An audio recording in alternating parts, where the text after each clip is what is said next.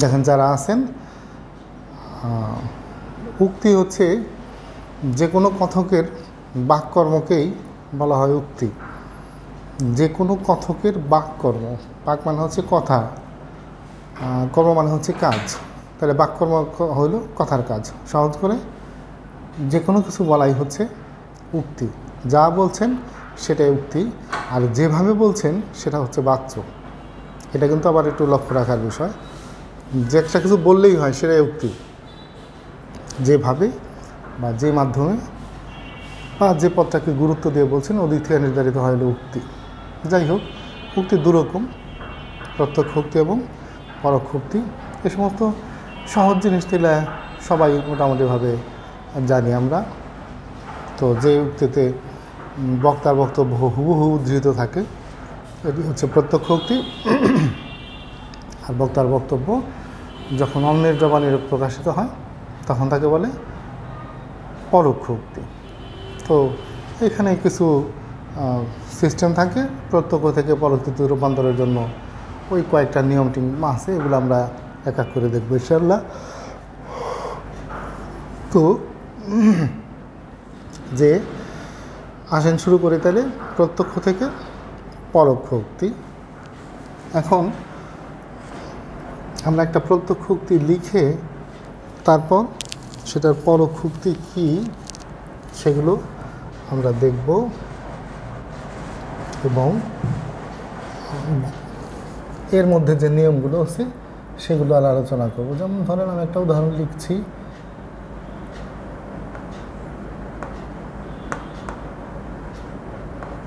দেখেন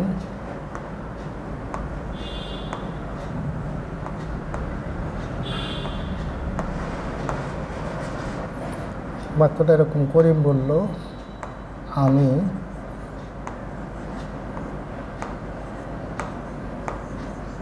আজ এখানে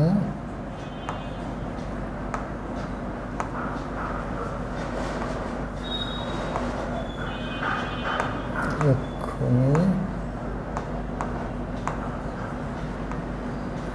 গান করব। এই হলো বাক্য, করিম বলল আজ আমি এখানে এক্ষুনি গান করব। আচ্ছা, এটা হচ্ছে প্রত্যক্ষ উক্তি, ঠিক আছে? এটা হলো প্রত্যক্ষ উক্তির একটা উদাহরণ। এখন আমরা এটাকে পরোক্ষ উক্তিতে পরিণত করব। করার সময় আমাদের কয়েকটা নিয়ম আছে যেগুলো খেয়াল রাখতে হবে, আপনারাও করবেন ইনশাআল্লাহ। যে করিম বলল আমি আজ এখানে এক্ষুনি গান করব, তাহলে প্রথম কথা প্রত্যক্ষ উক্তি থেকে পরোক্ষ উক্তিতে পরিণত করার সময়, রূপান্তরের সময়, ঠিক আছে, একটা যে বসে আমরা এভাবে লিখব, করিম বলল, এখানে আসা হবে একটা যে কোনো জের পর কমা দেওয়া যায়। তাইলে করিম বলল যেখানে আমার উদ্ধরণ চিহ্ন শুরু ঠিক সেখানে একটা যে বসাইতে হয়, আগেও না পরেও না। এরপর যে পদটা থাকে এখানে দেখেন আছে আমি, এটা সর্বনাম অথবা পুরুষ, যেভাবেই ধরেন না কেন আমরা সর্বনাম পদ হিসাবে ধরলাম। তাহলে ওই সর্বনাম পদটাকে পরিবর্তন করা লাগে। কেন করা লাগে? এখানে আছে দেখেন এটা হচ্ছে উত্তম পুরুষ, আবার এখানে করিম হচ্ছে নাম পুরুষ। যেহেতু মূল বক্তা হচ্ছে করিম, তাই ওই নাম পুরুষের সাথে অ্যাডজাস্ট করে আমাদের এই সর্বনামটা পরিবর্তন করে দিতে হবে। করিম বলল যে, এখানে আইসা বলতে হবে সে, অর্থাৎ এইটাও নাম পুরুষে পরিবর্তন করে দেওয়া লাগবে। তাহলে কী দাঁড়ালো বিষয়টা? যে প্রত্যক্ষ উক্তিতে যেখানে উদ্ধরণ চিহ্ন আছে সেখানে একটা যে বসে, আর যে বসলে উদ্ধরণ চিহ্নটা উঠে যায়, লোপ পায়। তারপর পুরুষের সাথে সমন্বয় করে প্রথমে পুরুষের পরিবর্তন করতে হয়, অর্থাৎ আমি হলাম উত্তম পুরুষ থেকে সে, অর্থাৎ নাম পুরুষে পরিবর্তন করতে হলো। এরপর কাল সূচক শব্দ যেগুলো থাকে, যেমন এখানে আছে আজ, পরের নিয়মটা কি, যে কাল সূচক শব্দগুলো এইখানে এটাকে চেঞ্জ করে অর্থ অনুসারে যেটা খাটে সেটা ব্যবহার করতে হয়। যেমন আজের জায়গায় হবে হলো সেদিন, ঠিক আছে? যদি গতকাল থাকতো তাহলে হতো আগের দিন, যদি আগামীকাল হয় তাহলে হবে পর দিন, ঠিক আছে? তা পূর্ব দিন, এরকম ওই কালের সাথে পুরুষের সাথে সমন্বয় করে ওই কালসূচক শব্দটাকে পরিবর্তন করতে হয় এমনভাবে যেন অর্থের কোনো সমস্যা না থাকে। ঠিক আছে, আমি নিয়মগুলো আবার একটু বলে দিচ্ছি যে প্রত্যক্ষ থেকে পরবর্তীতে রূপান্তরের সময় প্রথম নিয়ম, যেখানে ইনভার্টেড কমা শুরু, ওখানে একটা সংযোজক সর্বনাম যে বসে, তারপর ইনভার্টেড কমাটা উঠে যায়, অর্থাৎ উদ্ধরণ চিহ্নটা উঠে যায়। তারপর উদ্ধরণ চিহ্নের পরে যে সর্বনাম আছে সেটাকে পুরুষ অনুযায়ী ঠিক করতে হয়, অর্থাৎ করিম নাম পুরুষ, তাই আমির জায়গায় হলো সে। এরপর পরের নিয়ম, প্রত্যক্ষ উক্তি থেকে পরোক্তিতে রূপান্তর করার সময় কালসূচক শব্দকে অর্থ অনুসারে পরিবর্তন করতে হয়, অর্থাৎ অর্থ ঠিক রাখার জন্য ওই কালসূচক শব্দকে পরিবর্তন করতে হয়। যা আজ আছে লিখতে হয়েছে সেদিন, তারপর গতকাল যদি থাকতো তাহলে বলতাম হলো আগের দিন, আগামীকাল থাকলে বলতাম পরের দিন, এরকম অর্থ অনুসারে পরিবর্তন করতে হয়। তারপর প্রত্যক্ষ উক্তিতে পরের নিয়ম, প্রত্যক্ষ উক্তিতে যদি এখানে থাকে তাহলে পরোক্ষ উক্তিতে সেটা অর্থের সাথে অ্যাডজাস্ট করে লিখতে হয় সেখানে। ঠিক আছে, আবার প্রত্যক্ষ উক্তিতে যদি পরের নিয়ম এক্ষুনি থাকে তাহলে সেটা নিয়ম অনুযায়ী লিখতে হয় তক্ষণে। তারপর পরের নিয়ম, এই পুরুষের সাথে সমন্বয় করে এখানে ক্রিয়াপদেরও পরিবর্তন করতে হবে। ঠিক আছে, তাহলে আমাদের কি করতে হবে, গান করবে। এই তাহলে এখানে কিন্তু অনেকগুলো নিয়ম আছে, একটা মাত্র উদাহরণে প্রচুর প্রচুর প্রচুর প্রচুর নিয়ম আছে। সুতরাং এই উদাহরণগুলো আপনারা যখন একটা উদাহরণে ভালো মতো খেয়াল করবেন তখন বুঝবেন। ঠিক আছে, তাহলে প্রধান মুখ্য বিষয় কয়েকগুলো, ইনভার্টেড কমা উঠে গিয়ে যে বসে, তারপরে এই যে সর্বনাম থাকে সেটাকে অ্যাডজাস্ট করতে হয়, এবং এইখানে যখন আপনি সর্বনামটা পরিবর্তন করবেন এইখানে যে অতি অবশ্যই ওই সর্বনাম অনুযায়ী ক্রিয়াপদটাও পরিবর্তন হবে। এইখানে একটা জিনিস মনে করাই দিচ্ছি সবাইকে, সেটা হচ্ছে এটা বাংলা নিয়মেই এটাকে পরিবর্তন করতে হবে। ঠিক আছে, এটার সাথে আবার আপনারা ওই ইংরেজিতে পাস্ট টেন্স করে দিতে হবে, যে করিম বলে যে সে সেখানে তো গান করেছিল, এই জাতীয় যে ওই পাস্ট টেন্সের সমস্যাটা, প্রেজেন্ট ইন্ডিপেন্ডেন্ট থাকলে পাস্ট ইন্ডিপেন্ডেন্ট, এটা থাকলে এইটা কিন্তু বাংলায় আপনাদের করার একটু দরকার নেই। ঠিক আছে, যেমন এখানে গান করব ভবিষ্যৎকাল, আমরাও ক্রিয়াপদ ভবিষ্যৎকালে রাখছি, সেটা অতীত বর্ণ কোনো কিছু করার ঠিক আছে কোনো দরকার নেই। ঠিক আছে, আচ্ছা এইটা হলো এখন যে নিয়মটা দেখলেন, এটা হলো যখন এই যে উদ্ধরণ চিহ্নর মধ্যে এটুকুর মধ্যে থাকবে বিবৃতিমূলক বাক্য, তখনকার জন্য নিয়ম হলো এইটা, যেটা এতক্ষণ করে দেখলাম আমরা। কিন্তু উদ্ধরণ চিহ্নের ভেতরে যদি প্রশ্ন, তারপর বিস্ময়, তারপর অনুজ্ঞা, প্রশ্ন, এই ধরনের কোনো বাক্য থাকে তাহলে কিন্তু কিছুটা পরিবর্তন করে নিতে হয়। ঠিক আছে, তাহলে আমরা পাইলাম কি, বিবৃতিমূলক বাক্যের জন্য কি করতে হবে, এতক্ষণ ওই নিয়মগুলো দেখলাম। এখন উদ্ধরণ চিহ্নের ভেতরে যদি কথায় কথায় ধরেন একটা প্রশ্ন সূচক বাক্য আছে, তাহলে ওই উপরের নিয়মগুলো ঠিক অ্যাডজাস্ট হয় না। আমি একটা করে দেখাই।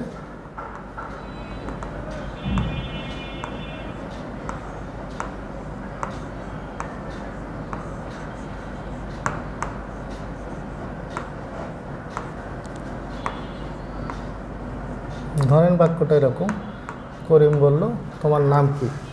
এখন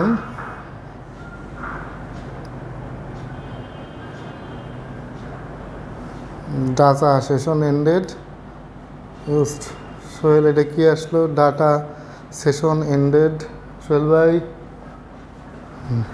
সব কানেকশন বন্ধ হয়ে গেছে, ডাটা সেশন এন্ডেড কি জানি কয়।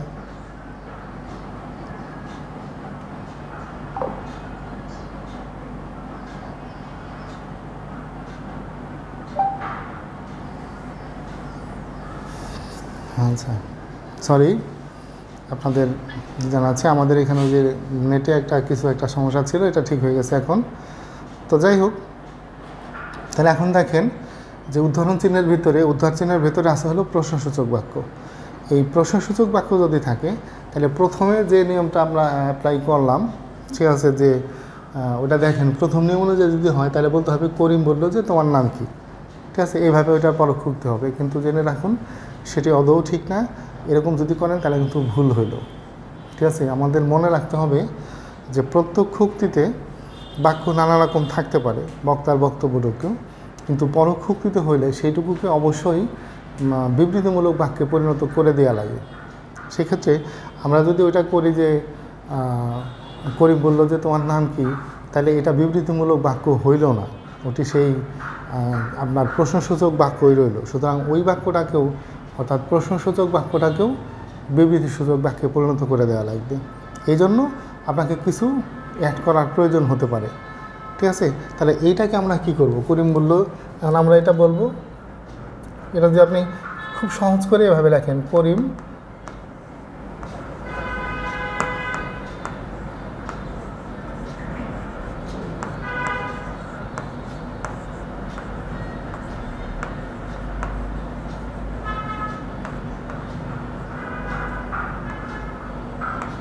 এভাবে যদি পরোক্ষ উক্তি করেন যে করিম তার নাম জানতে চাইলো, বাস হইলো। এটার সাথে ওই যে জিজ্ঞেস করে গেলো, বললো যে এতক্ষণ যে নিয়ম শৃঙ্খলাগুলো শিখলাম সেটা কিন্তু একটাও প্রযুক্ত হইল না।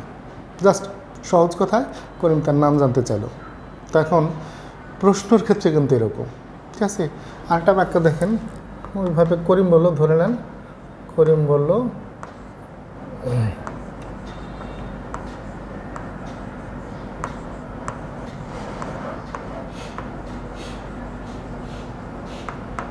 এই দেখেন আরেকটা প্রশ্ন, করিম বলল কোথায় থাকো। ঠিক আছে, এখন যদি বিবৃতিমূলক বাক্যের নিয়ম অনুযায়ী এটাকে আমরা পরোক্ষ উক্তি করতে যাই, তাহলে হবে করিম বলল যে কোথায় থাকো, ওটা কিন্তু হবে না। এটা আমাদের খেয়াল রাখতে হবে, যেহেতু প্রশ্নসূচক বাক্য, তাই এটাকে আমাদের পরোক্ষ উক্তিতে আনলে বলতে হবে যে সে কোথায় থাকে করিম জানতে চাইলো, অথবা সে কোথায় থাকে করিম জিজ্ঞেস করলো। এরকমভাবে এটাকে পরোক্ষ উক্তিতে করতে হবে, পরিণত করতে হবে। তাইলে যখন প্রশ্নসূচক বাক্য থাকে, এই প্রশ্নের ভাবটা ঠিক রাখার জন্য আপনাকে যে জানতে চাইলো, জিজ্ঞেস করলো, ঠিক আছে, এই ধরনের শব্দগুলো অ্যাড করে এবং ভেতরের যে প্রশ্নসূচক বাক্য আছে সেটা বিবৃতিতে পরিণত করে তারপর প্রশ্নসূচক বাক্যকে পরোক্ষ উক্তিতে পরিণত করতে হবে। ঠিক আছে, এরপর ধরেন এই প্রশ্নসূচক বাক্যর বদলে অন্যরকম কিছু আছে, অনুজ্ঞাসূচক কিছু আছে।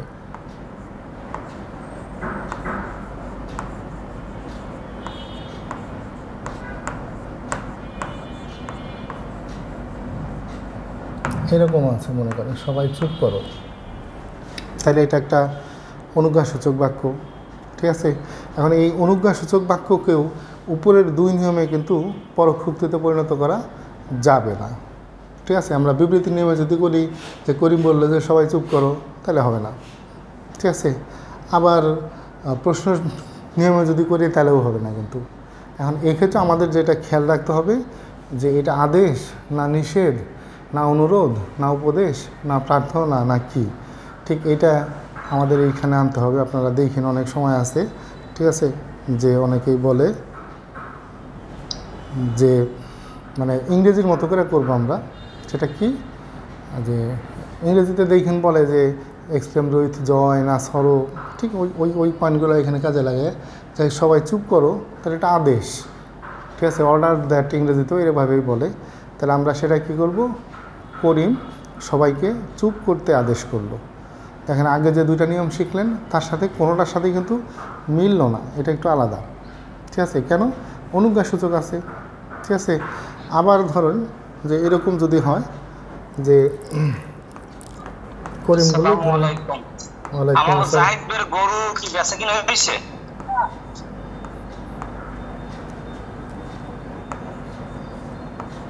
গরুর খবর নিতেছি কেরা বেডায়।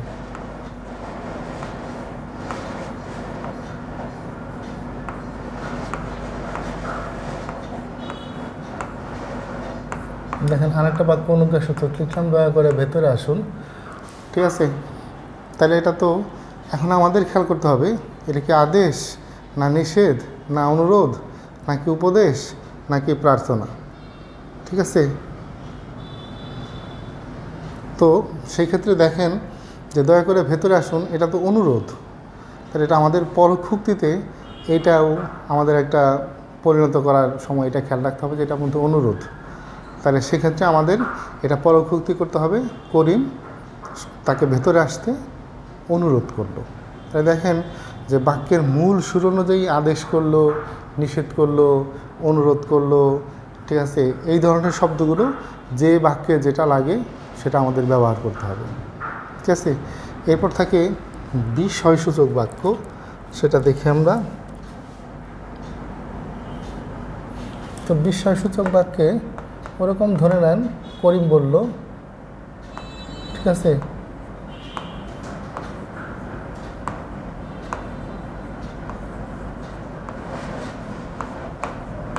ধরেন বাক্যটা এরকম, করিম বলল বাহ কি সুন্দর দৃশ্য। আচ্ছা, এখন এটা একটা বিস্মিত বাক্য, বিষয়সূচক বাক্য। এখন এই ক্ষেত্রে আমরা যেটা করব যে এইটাকে কোনোভাবেই আমরা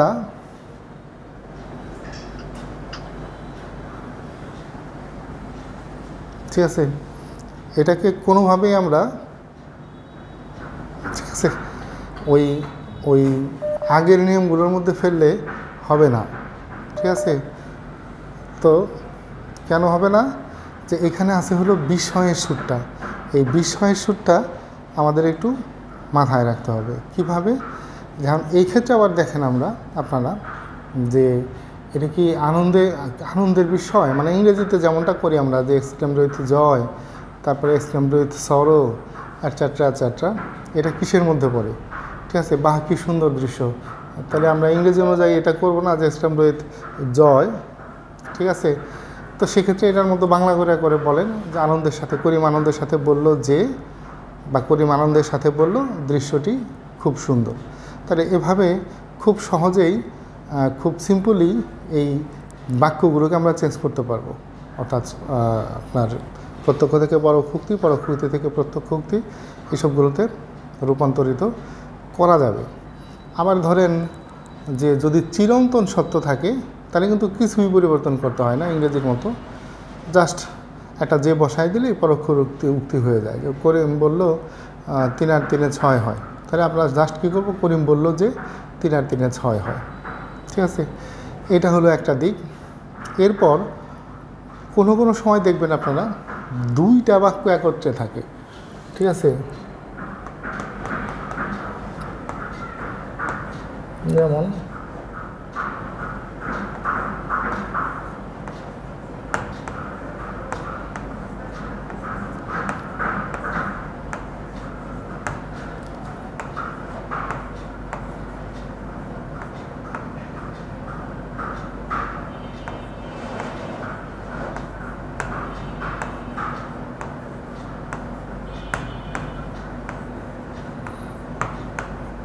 ধরুন এরকম দুইটা বাক্য একত্র করা আছে। সাধারণত আমরা পরোক্তিতে মানে হচ্ছে একটা বাক্য চিনে নেই, ঠিক আছে, প্রত্যক্ষ থাকে সেটাকে পরোক্তি করি। কিন্তু কোনো সময় দেখবেন যে 2-3টা করে বাক্য এরকম একটার সাথে একটা লাগাই দিয়ে পরোক্তি জানতে চাওয়া হইতেছে, বা যদি থাকে তাহলে আমরা কি করব সেক্ষেত্রে, তাহলে আমরা যেটা করব সেটা হচ্ছে দুইটা বাক্যকে হয় যৌগিক বাক্যে পরিণত করে দিয়া তারপর একসাথে সেটাকে পরোক্তি করব, অথবা আলাদা আলাদা। উদাহরণটা খেয়াল করেন, যে বাক্যটা লিখছি যে করিম, ধরেন এখানে ধরেন যে রহিম বলল করিম এদিকে আয়, একটা বাক্য। দ্বিতীয় বাক্য হচ্ছে কান ধরে দাঁড়া, দুটা বাক্য। এখন এটাকে আমরা করতে পারি কীভাবে, একবারে যে রহিম বলল যে করিম এদিকে আয়, সে পুনরায় বলল কান ধরে দাঁড়া, ঠিক আছে। প্রথমত এটা পুনরায় বলল, ইংরেজিতে যে রিপ্লাইড দ্যাট উমুক তমুক বলে সেরকম। অথবা পুরাটাই একটা যৌগিক বাক্যে পরিণত করে নিয়ে তারপর আমরা সেটাকে পরোক্তি করতে পারি। কিভাবে, রহিম বলল করিম এদিকে এসে কান ধরে দাঁড়া, একটা বাক্য, ঠিক আছে। অর্থাৎ আপনারা ওই দুই বাক্য যখন থাকে তখন দুইটাকে আলাদা আলাদা করে লিখতে পারেন, এদিকে আয়, ঠিক আছে, এসে আবার পুনরায় বললো, এভাবে বললে দ্বিতীয়বার করতে পারেন। অথবা যদি বাক্য দুইটাকে যৌগিক বাক্যে রূপান্তর করা যায় তাহলে দুইটা বাক্যকে একসাথে যৌগিক বাক্যে রূপান্তর করে দিলেই হয়ে গেল, ঠিক আছে। আবার কোনো সময় দেখবেন যে সম্বোধন পদ থাকে, সম্বোধন পদ থাকে, যেমন ধরেন এরকম করে করিম বলল, এভাবে ধরে নেই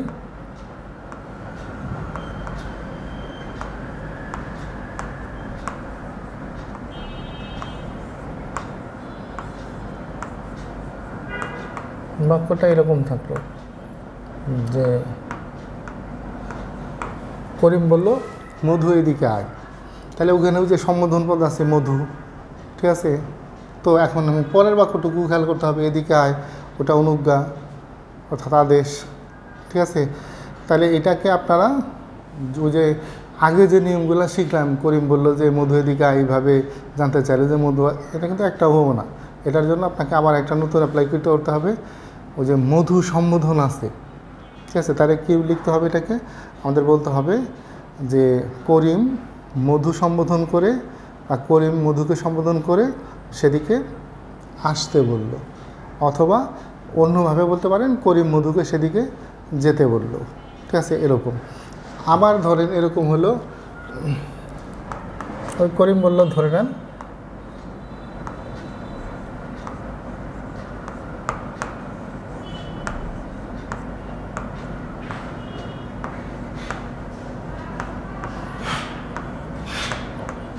এরকম যদি থাকে, তাহলে ওই যে শয়তান সম্বোধন করে চলে যেতে বললো। লাইনটা দেখুন খেয়াল করে, যে করিম বলল শয়তান চলে যা, তাহলে আমরা কী করলাম, এটার পরোক্তি যে করিম তাকে শয়তান সম্বোধন করে সেখানে থেকে চলে যেতে আদেশ করলো।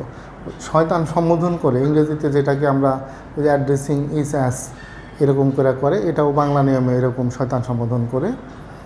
আবার কোনো সময় দেখবেন একটা বাক্যের মধ্যেই প্রশ্নও আছে আবার বিস্ময়ও আছে, আবার কোনো সময় বিস্ময়ও থাকে আবার প্রশ্নও থাকে, ঠিক আছে। যেমন ধরেন করিম বলল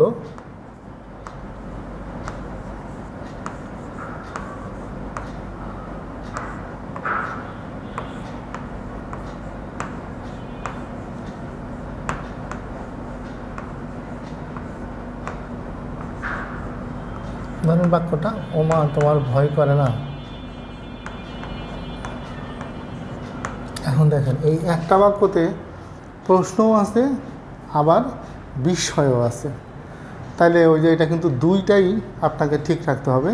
তাহলে এটা যখন আপনি পরোক্ষুক্তিতে নেবেন তখন বলতে হবে যে করিম বিস্ময়ের সাথে জানতে চাইল যে তার ভয় করে কিনা, অথবা তার ভয় করে কিনা করিম তার বিস্ময়ের সাথে জানতে চাইল, অথবা বিস্ময়ের সাথে জিজ্ঞেস করল। তাইলে দেখা গেল যে আমরা শুরুর থেকে যদি দেখি যে বিবৃতিমূলক বাক্যের জন্য একটা নিয়ম, যখন আপনাকে প্রশ্ন আসে, প্রশ্নসূচক বাক্য থাকে উদ্ধরণ চিহ্নের ভেতরে, তখনকার জন্য একটা নিয়ম। তারপর অনুজ্ঞাসূচক বাক্য, প্রশ্নসূচক বাক্য, বিষয়সূচক বাক্যের জন্য প্রত্যেকটা ক্ষেত্রেই আলাদা আলাদা নিয়ম। আবার যখন দুইটা বাক্য থাকে তখনকার আলাদা নিয়ম, আবার যখন মিশ্র থাকে প্রশ্ন আর বিষয়, বিষয় অথবা প্রশ্ন এরকম থাকে, সেক্ষেত্রেও আলাদা আলাদা নিয়ম অ্যাপ্লাই করতে হয়। তো এটা আজকের আলোচনাটা ছোট এবং সংক্ষিপ্ত, শুধুমাত্র উক্তি আপনারা তো জানেন যে এটা একবারে ছোট একটা আলোচনা। তো এই ক্ষেত্রে মনে করি যে আমার আলোচনাটা শেষ, ঠিক আছে। তো এখন এই নিয়মগুলো আপনারা অবশ্যই অ্যাপ্লাই করবেন, ঠিক আছে।